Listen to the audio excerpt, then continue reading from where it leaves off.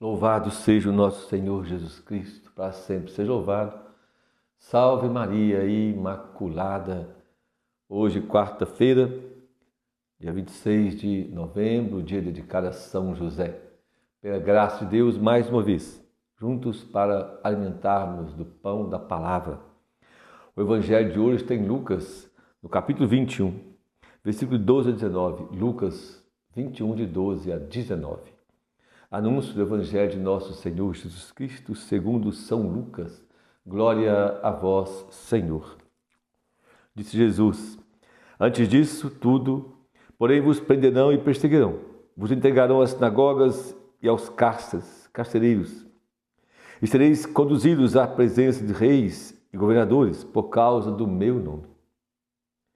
Será a ocasião para dar testemunho. Determinai não preparar a vossa defesa, porque eu vos darei palavras de sabedoria a que não poderão resistir ou contradizer todos os vossos adversários. Sereis entregues até pelos próprios pais, irmãos, parentes e amigos. Alguns de vós matarão. Sereis odiados por todos por causa do meu nome. Mas nenhum só fio de cabelo cairá de vossa cabeça. Por vossa perseverança, salvareis a vossa vida. Palavra da salvação, glória a vós, Senhor.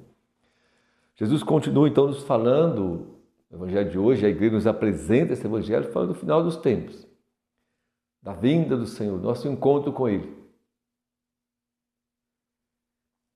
E hoje o Senhor chama-nos a atenção para uma perseguição mais intensa.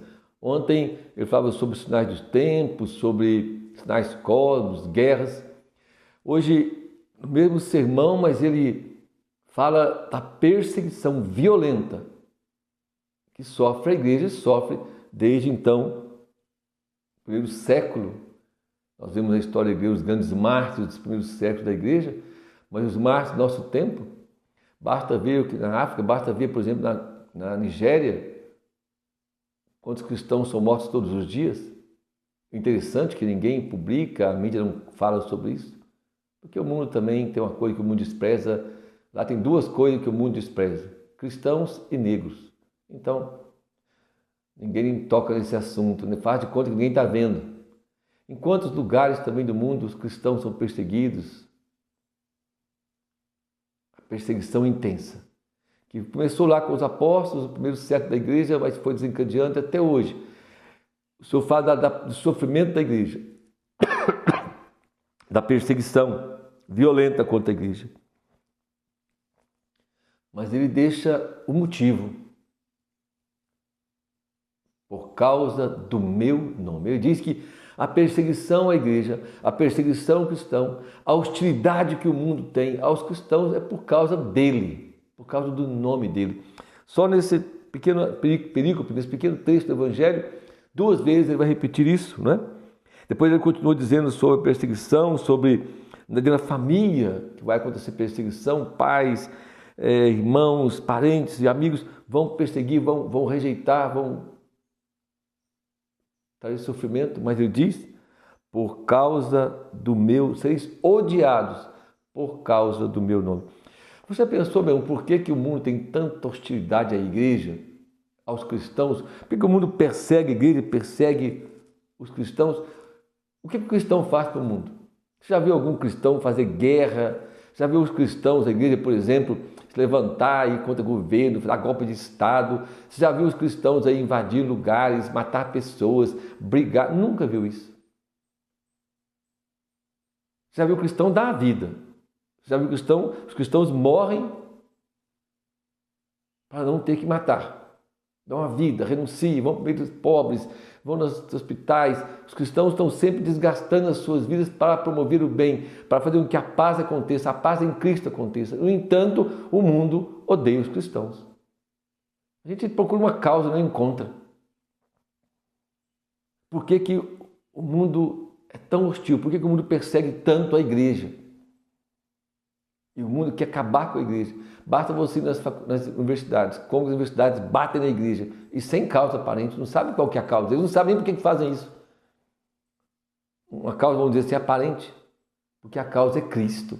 porque o mundo odeia Cristo, porque as pessoas têm resistência a Cristo, porque ainda o mundo continua hostil a Cristo, não aceitam Jesus, não aceitam Deus, falam que creem em Deus, mas não creem, rejeitam Jesus e por isso rejeitam os cristãos. Então, o cristão é perseguido por causa de Cristo.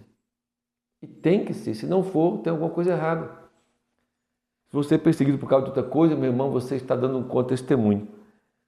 Porque, na verdade, Jesus disse que a igreja, os cristãos seriam perseguidos, até mesmo pelos seus parentes, pelos da casa, pelos pais, pelos filhos, pelos esposos, pelos amigos, parentes próximos, são hostis. E muitas vezes uma perseguição, vamos dizer assim, como seria a Nigéria, por exemplo, lá é perseguição realmente de matar, de prender e tudo. Mas as perseguições do dia a dia, de rejeitar muitas vezes, de se afastarem, de criticarem, zombarem, tantas formas de perseguição, e dentro da própria família. Visões da própria casa por causa do Cristo, por causa do Cristo. E às vezes você, meu irmão e minha irmã, fala assim, mas por que o fulano de tal não gosta de mim? Eu perdoo, eu compreendo, eu converso com ele, procuro ser amigo dele, mas aquele parente seu, talvez dentro da própria casa sua, te rejeita e você não sabe por quê. Eu vou te contar, por causa do Cristo. Na verdade, ele rejeita o Cristo que está em você. O mundo rejeita a igreja, porque rejeita o Cristo que a igreja prega, que a igreja anuncia. O mundo rejeita o cristão porque o cristão reflete, anuncia e fala da testemunho de Cristo. Mas tem outra coisa também importante, essa causa de Cristo aqui, que é interessante isso, né? Veja bem, Jesus diz assim, olha, que sereis odiados por causa do meu nome. Então o Senhor falou de perseguição, de prisão, tantas coisas. Depois ele diz assim, olha, mas nenhum fio de cabelo cairá de vossa cabeça. Mas em tanta perseguição, morte, porque alguns vão ser mortos por causa dele. Como é que não vai perder nenhum fio de cabelo da cabeça? Isso nós entendemos que em Jesus, hora nenhuma, disse que, por sermos cristãos, vamos ter paz nesse mundo. Vamos ter a plenitude e alegria, vamos ser queridos por todos.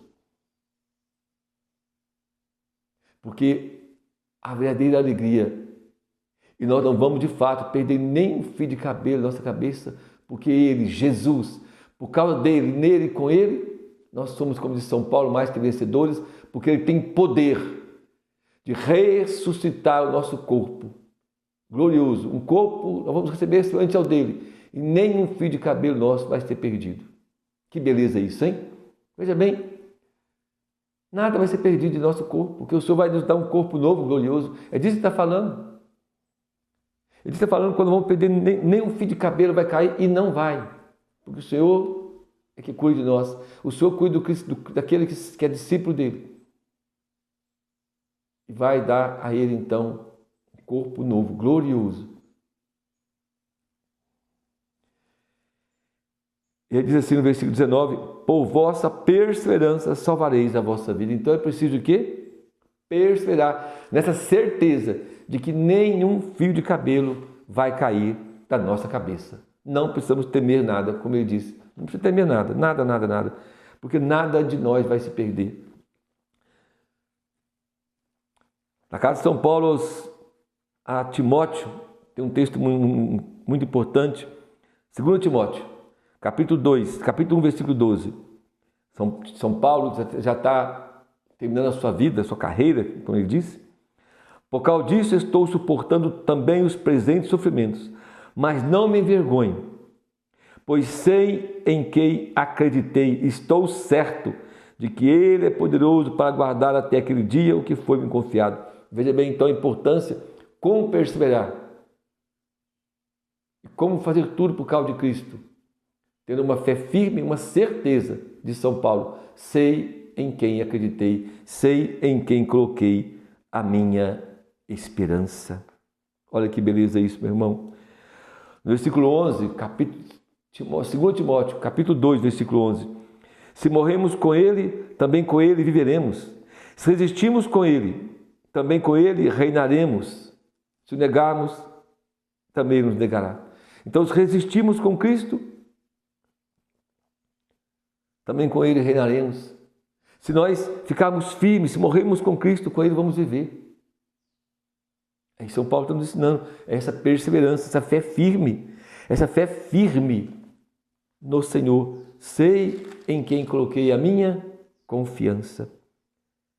Na segunda carta de São Paulo, capítulo 4, versículo 18, ele diz assim: o Senhor me livrará de todo mal que me querem fazer e me salvará, admitindo-me no seu reino celeste. Olha a certeza de Paulo. Deve ser nossa certeza diante das tribulações.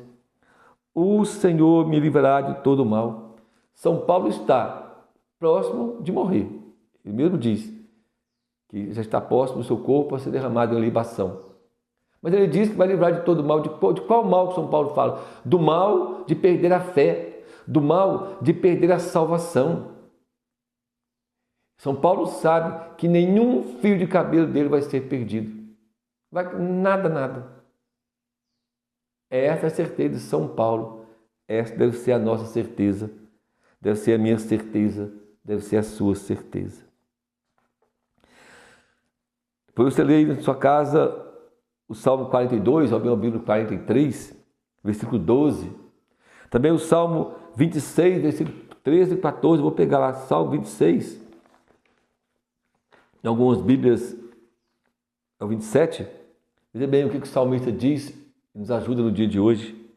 Tenho certeza de contemplar os bens do Senhor na terra dos viventes. Qual que é a terra dos viventes? É a glória. Espera no Senhor ser firme. Fortalece teu coração, espera no Senhor, porque nós vamos ver, contemplar o Senhor na terra dos vivos. A terra dos vivos é o céu. É a glória. Por isso, meu irmão, nós temos, como diz São Paulo na sua carta ao Timóteo, sei em quem coloquei a minha confiança. Se o cristão sabe em quem colocou a sua confiança, nenhum fio de cabelo vai se perder. Não vai desanimar. Na carta aos Hebreus, capítulo 10, versículo 39, depois você pega esse texto e medita ele. Capítulo 10 da carta aos Hebreus, versículo 39. Não somos desertores para a nossa perdição, perseverantes na fé para a nossa vida, para perseverar, para preservar a vida. Nós não podemos desertar. Nós somos perseverantes na fé para ganhar a salvação. Que o Senhor nos conceda essa fé firme, essa certeza. Você pode dizer sempre: sei em quem coloquei a minha confiança. Sei em quem acreditei. Acreditei e acredito naquele que é Deus, naquele que é Senhor. É por causa dele, nele e por ele, quando nós rezamos a Santa Missa, por Cristo, com Cristo e em Cristo, que nós vamos ser felizes aqui. A felicidade aqui é possível viver se for em Cristo, por Cristo e com Cristo. Nele é a plenitude da vida. O Senhor nos dê essa graça, meu irmão, de uma fé firme, de sabermos sempre em quem colocamos nossa confiança, em quem colocamos nossa esperança. Que o Senhor nos abençoe e nos guarde. Em nome do Pai, do Filho e do Espírito Santo. Amém. Louvado seja o nosso Senhor Jesus Cristo, para sempre seja louvado. Salve Maria Imaculada.